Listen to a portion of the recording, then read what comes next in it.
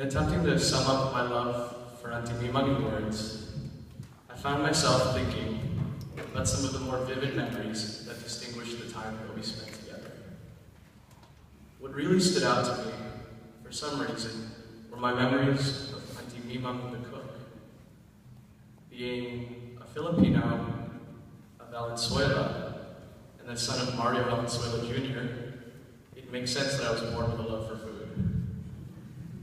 Thankfully, Auntie Meng was a wizard in the kitchen, and she always rose to the challenge when it came to whipping up a treat or two that would fill the demanding stomach of grade school-age Mark. Crispy Spam, bacon fried rice, sunny side up eggs, and her famous potato chips. If you know, you know. They were some of Mimang's many classics. And while my mom may not have always agreed with her choices from a dietary point of view, Auntie Mimang's creations nevertheless warmed my heart and put a smile on my face throughout my grade school years. My favorite part of the weekday morning routine consisted of the excitement of looking forward to some delicious home-cooked breakfast that I'm now confident were sprinkled quite liberally with lots and lots of love. In addition to feeding my stomach, Auntie Mimang knew just what it took to satisfy my heart and my soul.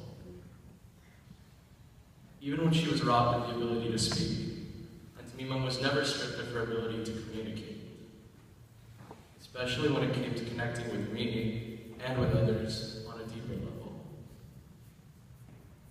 Much as she had with her cooking, Mimang continually gave us reminders of her love in all manner of ways.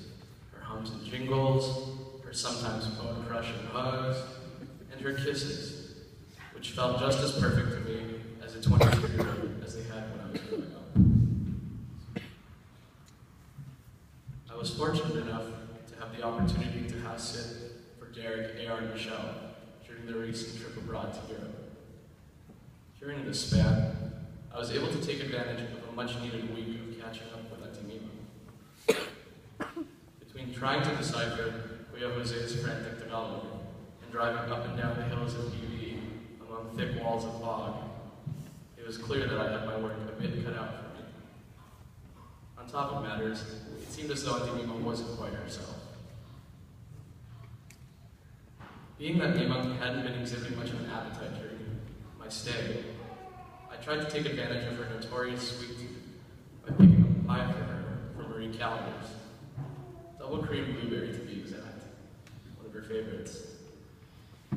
Needless to say, my tactics worked, and she gobbled up slices of that same pie with a cheery smile and many droplets of whipped cream stuck to the corners of her mouth. There was an irreplaceable joy in the simple satisfaction that she took from those layers of blueberry, whipped topping, and pie crust.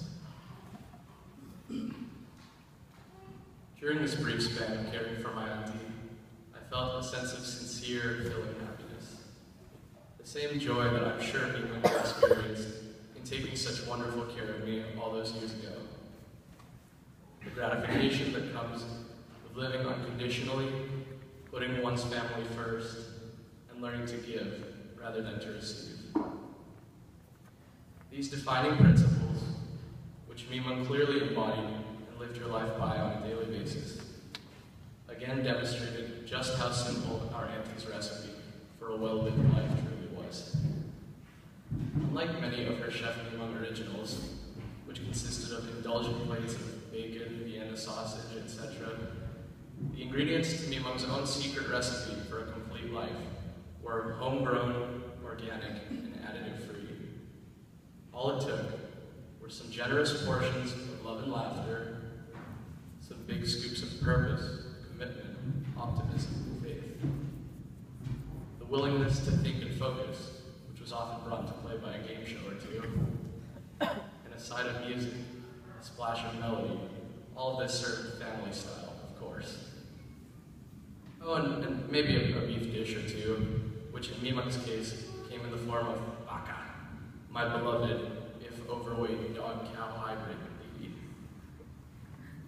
Mix each of these relatively inexpensive and readily available ingredients, and what have you got? the winning formula behind a woman who touched the hearts and minds of every person in this room in a lasting, genuine way.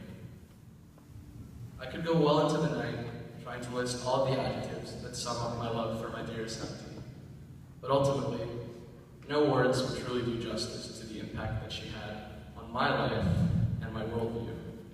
Instead, I'll focus on how we, too, should make every effort to imitate that same recipe for happiness that she lived by. Because at the end of the day, my Fräulein Mimang proved to us that it really wasn't all that hard to obtain what you're searching